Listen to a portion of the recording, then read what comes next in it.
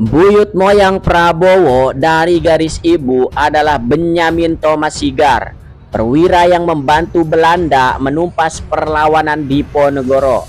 Ini dicatat sejarawan Minahasa, diakui keluarga besar Sigar di Langowan. Bahkan jadi materi resmi Festival Budaya Kota Langowan yang menyebutnya sebagai leluhur presiden. Dora Mary Sigar menikah dengan seorang ekonom bernama Sumitro Jojo Hadikusumo pada tahun 1946. Dari sinilah lahir seorang anak laki-laki bernama Prabowo Subianto. Londo Ireng, tuduhan pengkhianat bangsa yang dilontarkan presiden ke wartawan, pengamat, dan LSM. Coba kita telusuri dulu apa yang sebenarnya yang bikin beliau semarah itu. Semua berawal dari sumber foto. Rabu 22 Juli 2026, Harian Kompas menurunkan headline foto di halaman depan dengan judul "Menyantap menu MBG di sekolah yang rusak". Fotonya menunjukkan siswa SDN Tegalrejo, Tanggirejo, Grobogan, Jawa Tengah makan MBG di depan ruang kelas mereka yang ambruk sejak Januari. Atapnya bolong dan sampai sekarang enggak bisa dipakai belajar. Ini bukan foto rekayasa, ini potret kondisi nyata sekolah yang belum tersentuh renovasi, disandingkan dengan program andalan pemerintah yang lagi digembor-gemborkan. 2 hari setelah foto itu terbit, di panggung Harla PKB ke-28, Prabowo menyinggungnya tanpa menyebut nama medianya secara langsung. Walaupun kita sudah perbaiki 67.000 sekolah, dia cari sekolah yang belum diperbaiki, dia foto besar taruh di halaman pertama, dia kira kita nggak ngerti. Nah, dari sinilah nada pidatonya berubah, bukan menjawab substansi bahwa sekolah itu memang rusak dan butuh perbaikan, tapi mempertanyakan niat media yang memberitakannya. Londo Ireng bukan ejekan biasa, artinya Belanda hitam, sebutan buat pribumi yang mengabdi ke penjajah, ikut menindas bangsanya sendiri. Ini tuduhan pengkhianatan level tertinggi dalam bahasa perjuangan kita. Kalau kepala negara pakai istilah ini cuma karena ada media yang memotret kelas rusak, artinya kritik atas fakta di lapangan disamakan dengan berkhianat ke negara. Nah, kita mundur dulu ke tahun 1825. Buat paham beratnya kata ini, kita harus kenal dulu perang Jawa atau Perang Diponegoro 1825 sampai 1830. Adalah perang paling berdarah yang pernah dihadapi Belanda di tanah Nusantara. Diponegoro melawan karena tanah leluhurnya di Tegalrejo hendak digusur demi jalan kolonial. Perang ini merenggut sekitar 200 ribu nyawa rakyat Jawa. Pangeran Diponegoro jadi simbol perlawanan pribumi terhadap penjajah. Hari ini namanya pahlawan nasional. Nah, Belanda pakai taktik lama, adu domba antar wilayah. Belanda kewalahan lawan Diponegoro sendirian. Mereka pakai strategi klasik kolonial. Kerahkan pasukan bantuan dari daerah lain di Nusantara buat merangsek Jawa.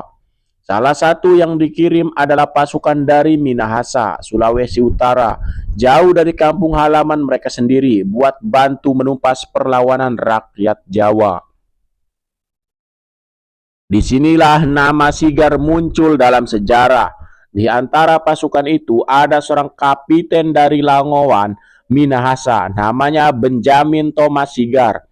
Pasukan yang dipimpinnya terlibat dalam rangkaian operasi Belanda yang berujung pada penangkapan Pangeran Diponegoro di Magelang, Maret 1830. Bahkan menurut cerita turun-temurun keluarga Sigar sendiri di Langowan, Opa Benyamin lah yang ikut menangkap langsung sang pangeran. Setelahnya, Karirnya di bawah Belanda makin naik. Ia diangkat jadi mayor kepala distrik Langowan. Sekarang kita telusuri garis keturunannya.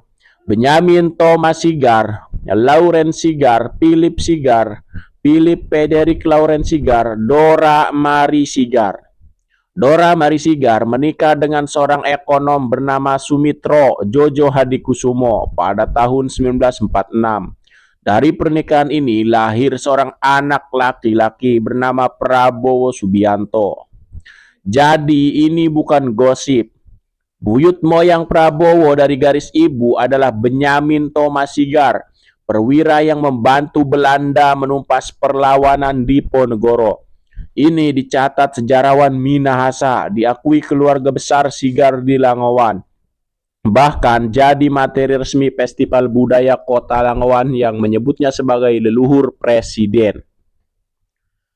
Dan Prabowo sendiri yang buka cerita ini. September 2025 di sela kunjungan kenegaraan ke Belanda, Prabowo ziarah ke pemakaman Udik Enduinen di makam kakeknya dari garis Sigar.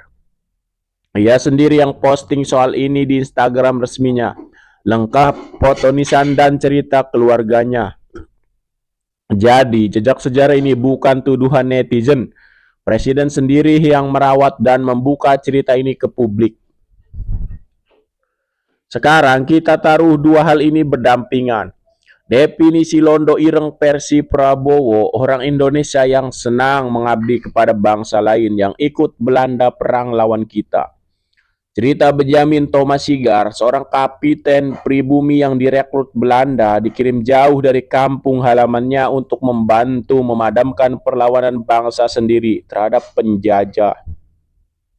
Kalau definisi itu diterapkan apa adanya, buyut Prabowo presiden sendiri masuk kategori yang sama. Tapi ini bukan soal menghakimi leluhur. Sejarah Minahasa saat itu enggak sesederhana pilih jadi pengkhianat atau pahlawan. Banyak wilayah luar Jawa sudah terikat kontrak politik dengan Belanda jauh sebelum perang Diponegoro pecah. Ikut pasukan bantuan sering bukan pilihan bebas, tapi konsekuensi dari sistem kolonial yang sudah mengikat wilayah mereka duluan. Benyamin Thomas Sigar bukan orang jahat. Dia lahir di tengah sistem yang enggak dia pilih sendiri. Persis seperti kita semua enggak memilih dari keluarga mana kita lahir. Nah, disinilah masalahnya. Kalau kita bisa memahami sejarah buyut Prabowo dengan konteks dan nuansa, kenapa Kompas yang cuma memotret kelas rusak apa adanya enggak boleh dapat perlakuan yang sama? Itu kerja jurnalistik paling dasar, melaporkan fakta di lapangan termasuk yang belum selesai. Standar yang dipakai untuk menyerang orang lain kalau enggak konsisten diterapkan ke diri sendiri jadi standar ganda. Pemimpin yang kuat justru yang mau mendengar. Kepemimpinan yang matang enggak diukur dari seberapa cepat membungkam kritik, tapi dari seberapa besar hati untuk mendengarnya. Ketika ada fakta yang enggak enak didengar, sekolah yang masih rusak, misalnya respon yang sehat adalah memperbaiki dan berterima kasih atas informasi itu, bukan mencari siapa yang salah menyampaikannya. Kalau setiap kritik dijawab dengan menyerang balik motif dan identitas si pengkritik, itu bukan tanda kuat, itu tanda-tanda enggak siap dievaluasi. Kritik itu bentuk kepedulian bukan ancaman. Wartawan yang memotret kelas rusak, LSM yang nanya soal anggaran, warga yang menyuarakan keluhan, mereka enggak sedang melawan negara. Mereka sedang menjalankan fungsi paling dasar dari negara demokrasi, yaitu memastikan kekuasaan tetap diawasi dan rakyat tetap punya suara. Menuduh mereka londo ireng, antek asing atau ingin negara bubar itu bukan cuma enggak adil, itu cara pandang yang bikin ruang kritik makin sempit. Pak Prabowo mohon dengan sangat mulai dengarkan kritik sebagai bentuk kepedulian rakyat, wartawan dan jurnalis kepada negara. Dan menjadi oposisi atau kritis itu bukan berarti memusuhi pemerintah, apalagi berkomplot dengan antek asing dan ingin negara ini bubar. Kritik bukan musuh negara, kritik adalah bentuk cinta yang enggak diam saja.